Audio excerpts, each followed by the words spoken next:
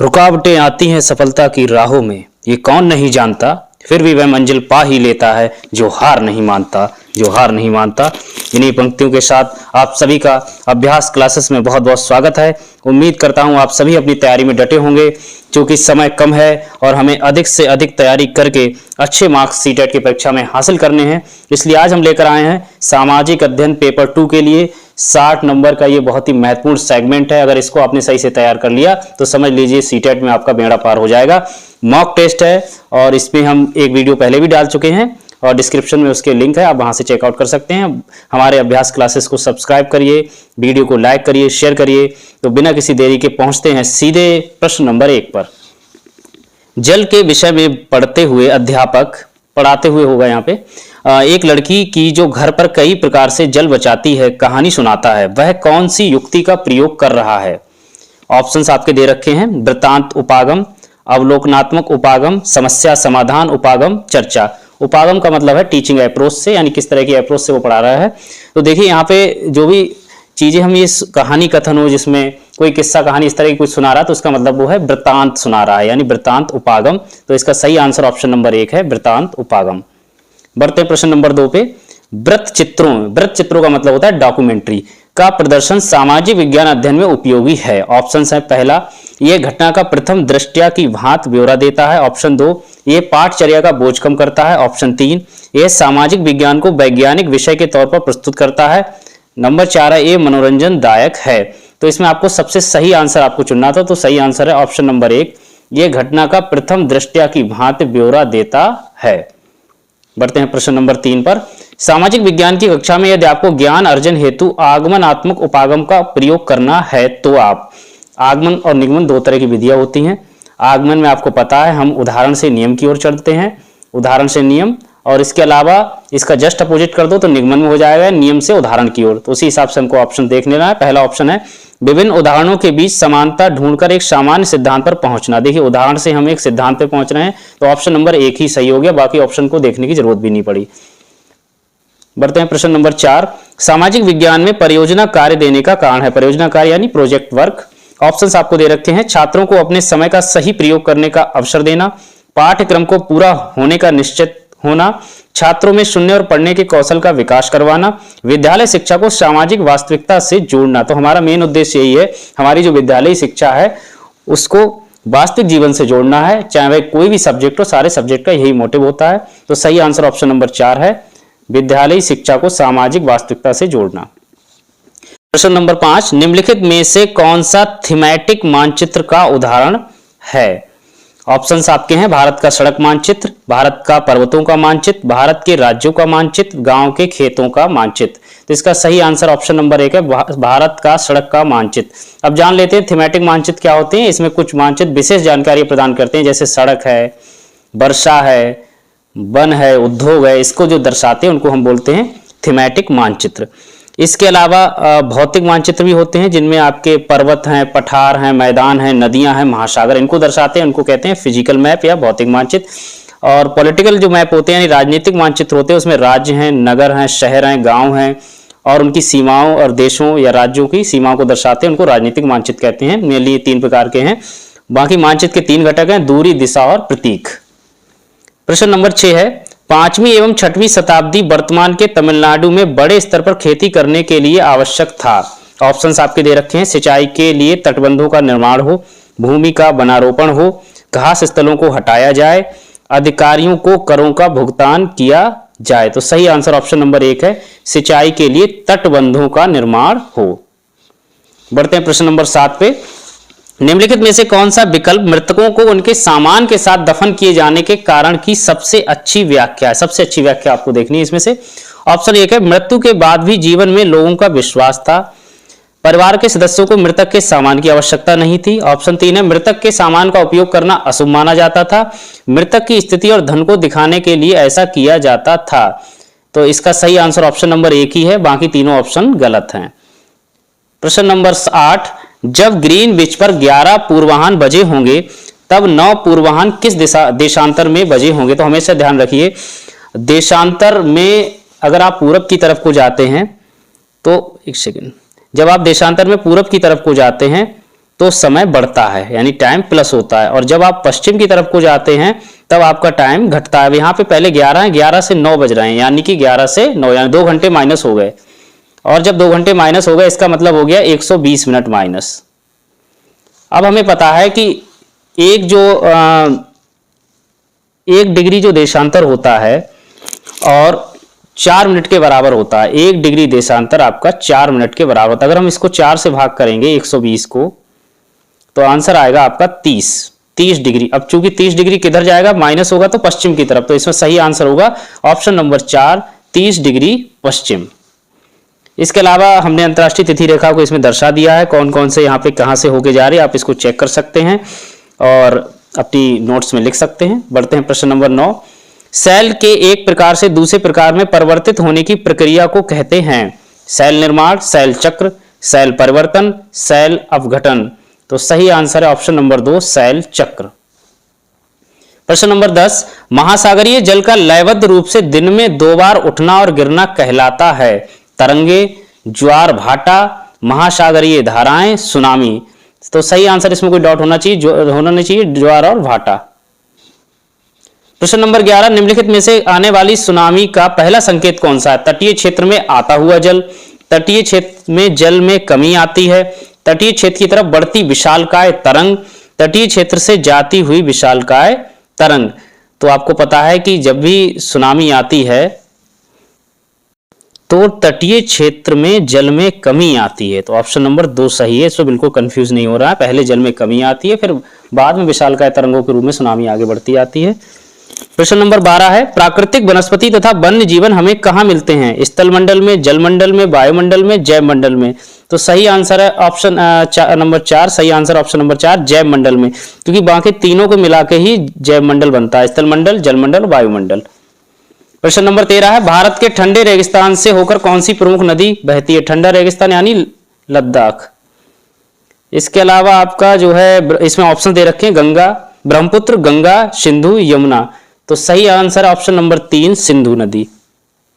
प्रश्न नंबर 14। निम्नलिखित नाम पर विचार कीजिए मिल्पा, उदांग, लदांग, रोका, चीरू। मिल्पा, लदांग, रोका और चीरू ऊपर दिए गए नाम किन से संबंधित हैं? ऑप्शंस आपके दे रखे हैं स्थानांतरित कृषि और विलुप्त प्रजातियां, स्थानांतरित कृषि और चावल का प्रकार, नंबर 3 है विलुप्त प्रजातियां, नंबर 4 है चावल का प्रकार। तो सही आंसर ऑप्शन नंबर 1 है स्थानांतरीय कृषि और विलुप्त प्रजातियां, जिसमें आपको मिल्पा जो है वो आपकी ग्वाटेमाला से रिलेटेड है, लदांग जो है इंडोनेशिया से है, और यहाँ पे जो रोका है वो ब्राजील से। तीनों तो आपकी क्या हो गई? स्थानांतरित कृषि हो गई। बाकी जो चिरू या चीरू है उसको तिब्बती मृग कहते हैं, ये एक तरह से विलुप्त प्रजाति है। बाकी इसके अलावा अन्य कई देशों में जो भी स्थानांतरित कृषि है उसको किस नाम से पुकारते हैं हम देख लेते हैं। जैसे रे जो है आपकी वियतनाम में है, तवी मेडागास्कर में, मसोल कांगो जैरे नदी घाटी, फांग इक्वेटोरियल अफ्रीकी देश, लोगन पश्चिमी अफ्रीका, कोमाइल मैक्सिको, मिल्पा युकाटन और ग्वाटेमाला, इकालिन ग्वाडेलोप, कोनको वेनेजुएला, रोका ब्राजील। बढ़ते हैं प्रश्न नंबर 15। भारत का वर्णन करते हुए किसने अनेकता में एकता मुहावरे का प्रयोग किया? महात्मा गांधी, रविन्द्रनाथ टैगोर, जवाहरलाल नेहरू, बाल गंगाधर तिलक। तो सही आंसर ऑप्शन नंबर 3 है जवाहरलाल नेहरू। एक अनेकता में एकता, जवाहरलाल नेहरू। प्रश्न नंबर 16। भारतीय संघीय व्यवस्था के अंतर्गत निम्नलिखित में से किस विषय पर केंद्र सरकार कानून नहीं बना सकती? इसमें नहीं ऑप्शन देख लीजिए। ऑप्शन है बैंकिंग, संचार, पुलिस, मुद्रा। तो सही आंसर ऑप्शन नंबर हो गया 3, पुलिस, क्योंकि पुलिस जो है राज्य सूची का विषय है, केंद्र सूची का नहीं है। अब हम देख लेते हैं केंद्र सूची के कौन कौन से मुख्य विषय हैं। रक्षा, अंतर्राष्ट्रीय संबंध, बंदरगाह, रेलवे, हाईवे और संचार, ये सारे हो गए आपके केंद्र की सूची में। इसके अलावा राज्य की सूची में कौन से हो गए? सार्वजनिक व्यवस्था यानी पब्लिक ऑर्डर, पुलिस, सार्वजनिक स्वास्थ्य यानी पब्लिक हेल्थ, अस्पताल और दवाखाने, साफ सफाई, खेती किसानी। इसके अलावा जो संवर्ती सूची, इसमें केंद्र और राज्य दोनों में से कोई भी कानून बना सकता है या दोनों बना सकते हैं। इसमें क्या है? न्याय, शिक्षा, ट्रेड यूनियन और वन। प्रश्न नंबर 17 है भारत में सरकार 3 स्तरों पर काम करती है, इस सिद्धांत को संविधान की भाषा में क्या कहते हैं? शक्तियों का बंटवारा, प्रतिनिधि लोकतंत्र, संघवाद, जिम्मेदार सरकार। सही आंसर है ऑप्शन नंबर 3, संघवाद। प्रश्न नंबर 18 ददनी व्यवस्था एक ऐसी व्यवस्था को संदर्भित करती है जिसमें बुनकर इकट्ठे होकर परस्पर लाभ के लिए काम करते हैं। बुनकर सूत खरीदने में अपना पैसा लगाते हैं और तैयार कपड़ों को सीधे बाजार में बेचते हैं। व्यापारी कच्चा माल बुनकरों को देता है और इसे तैयार माल प्राप्त होता है। सरकार बुनकरों की सरकारी संस्था से कपड़ा लेती है। ददनी व्यवस्था को बोलते हैं पुटिंग आउट सिस्टम। और इसका सही आंसर है ऑप्शन नंबर 3, व्यापारी कच्चा माल बुनकरों को देता है और इससे तैयार माल प्राप्त होता है। बढ़ते हैं प्रश्न नंबर 19 पे। किसने कहा था कि मैं यह विचार सहन नहीं कर सकता कि जिस आदमी के पास संपत्ति है वह वोट दे सकता है, लेकिन वह आदमी दिन भर अपना पसीना बहाकर ईमानदारी से काम करता है, वह वोट नहीं दे सकता क्योंकि उसने गरीब आदमी होने का गुनाह किया है। ऑप्शन है आपके महात्मा गांधी, डॉक्टर BR अम्बेडकर, रविन्द्रनाथ टैगोर या जवाहरलाल नेहरू। तो सही आंसर है ऑप्शन नंबर 1, महात्मा गांधी। प्रश्न नंबर 20। सरकार ने ऐसे कानून पारित किए हैं जो डैश से अधिक महिला कर्मचारियों वाले संगठनों के लिए क्रैच सुविधाएं प्रदान करना अनिवार्य बनाते हैं। यहाँ पे क्रैच का जो अर्थ है वो है एक ऐसी जगह जहाँ छोटे बच्चों की देखभाल की जाती है, जिसको आप नर्सरी स्कूल भी कह सकते हैं, प्री स्कूल भी कह सकते हैं। इसमें आपको ये बताना है कि कम से कम कितने लोग उसमें होने चाहिए किसी भी संगठन में, तो वहां उसके लिए ये जरूरी है प्रोवाइड कराना। 15, 20, 25, 30। तो सही आंसर ऑप्शन नंबर 4 है 30। प्रश्न नंबर 21। भारतीय संविधान का कौन सा हिस्सा कल्याणकारी राज्य के आदर्श होने की घोषणा करता है? ऑप्शंस हैं मौलिक अधिकार, राज्य के नीति निर्देशक सिद्धांत, प्रस्तावना, 7वीं अनुसूची।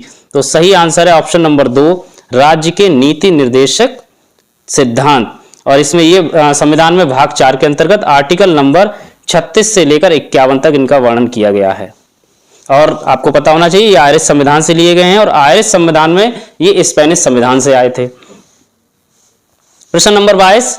संसद द्वारा पारित कानूनों को न्यायपालिका को बदलने का अधिकार यदि वह मानती है कि वह संविधान की मूलभूत संरचना का उल्लंघन है कहलाता है? न्यायिक सक्रियतावाद, मूलभूत क्षेत्राधिकार, न्यायिक पुनरीक्षण, अपीलीय क्षेत्राधिकार। तो सही आंसर आपका है न्यायिक पुनरीक्षण। इसको न्यायिक पुनरावलोकन भी कहते हैं और ये अमेरिकी संविधान से लिया गया है। इसमें सुप्रीम कोर्ट जो इसके अंदर काम करता है, समीक्षा, न्यायिक समीक्षा जो भी है, पुनरीक्षण करता है, वो आर्टिकल नंबर 32 और 136 के अंतर्गत। इसके अलावा जो हाई कोर्ट है वो है 226 और 227 के अंतर्गत।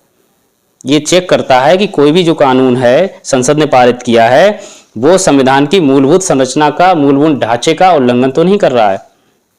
प्रश्न नंबर 23। हाथ से मैला उठाने वाले कर्मियों के नियोजन का निषेध और उनका पुनर्वास अधिनियम 1993 में लागू क्यों हुआ?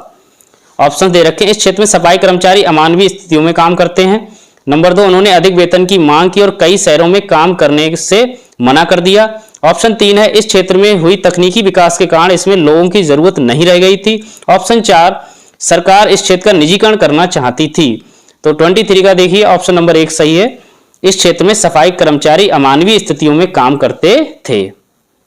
प्रश्न नंबर 24 है, घरेलू हिंसा से महिलाओं की सुरक्षा हेतु एक्ट प्रभावी हुआ 2002 में, 2004 में, 2005 में और 2006 में। तो सही आंसर है ऑप्शन नंबर 3, 2005 में। याद कर लीजिए, घरेलू हिंसा वाला एक्ट जो है वो 2005 में प्रभावी हुआ।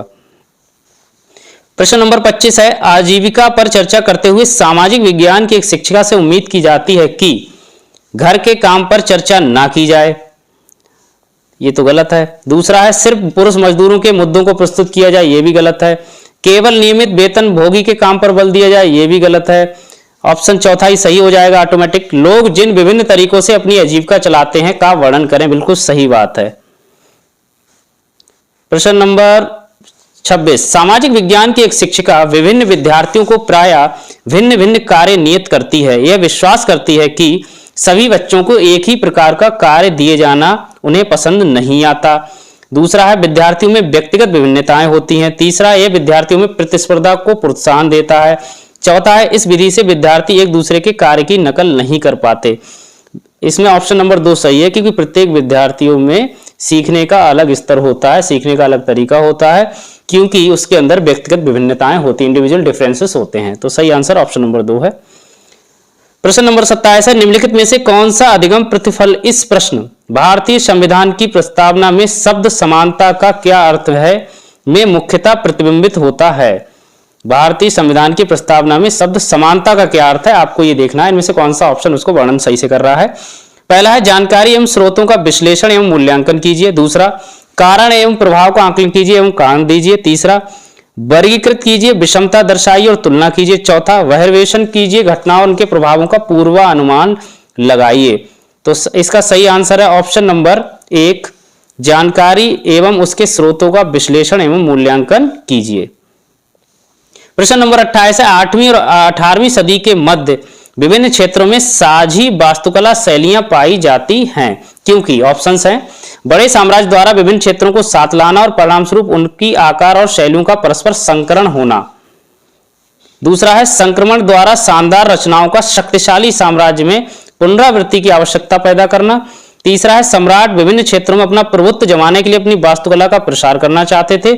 ऑप्शन नंबर 4 है, अपनी स्वामी भक्ति को प्रकट करने के लिए छोटे राजाओं द्वारा बड़े साम्राज्य की वास्तुशैली नकल की गई। तो 28 का सही आंसर है ऑप्शन नंबर 1, बड़े साम्राज्य द्वारा विभिन्न क्षेत्रों को साथ लाना और परिणामस्वरूप उनकी आकार और शैलियों को परस्पर संकरण होना। प्रश्न नंबर 29 है, ज्योतिराव फुले ने जाति असमानता की आलोचना किसके द्वारा की? ऑप्शंस हैं, जाति व्यवस्था के खंडन हेतु धर्म ग्रंथों को पढ़ना और उनको उद्धृत करना। ऑप्शन 2, यह तर्क देकर कि आर्य विदेशी थे और उन्होंने मूल निवासियों पर आधिपत्य स्थापित कर जाति व्यवस्था लागू की। सभी मनुष्यों की विज्ञान आधारित जैविक समानता के दावों को मानकर। नंबर 4, पूर्व सदियों में भक्ति और सूफी आंदोलनों से प्रभावित होकर। तो प्रश्न नंबर 29 का सही आंसर ऑप्शन नंबर 2 है, यह तर्क देकर कि आर्य विदेशी थे और उन्होंने मूल निवासियों पर आधिपत्य स्थापित कर जाति व्यवस्था लागू की।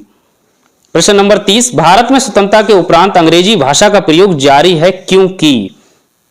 ऑप्शंस, यह एक शर्त थी जो ब्रिटिश वायसराय ने भारत छोड़ने से पहले रखी थी। दूसरा, यह प्रशासनिक परंपराओं को औपनिवेशिक भारत से स्वतंत्र भारत में सरल रूप से परिवर्तित होने में सहयोग देगी। तीसरा, गैर हिंदी भाषी भारतीय राज्यों की मांग एवं उनके समझ में आने वाली भाषा थी। भारत सरकार भाषा आधारित राज्य बनाने की मांग पर काबू रखना चाहती थी। तो ऑप्शन नंबर 3 सही है, गैर हिंदी भाषी भारतीय राज्यों की मांग उनके समझ में आने वाली भाषा थी। बहुत बहुत धन्यवाद।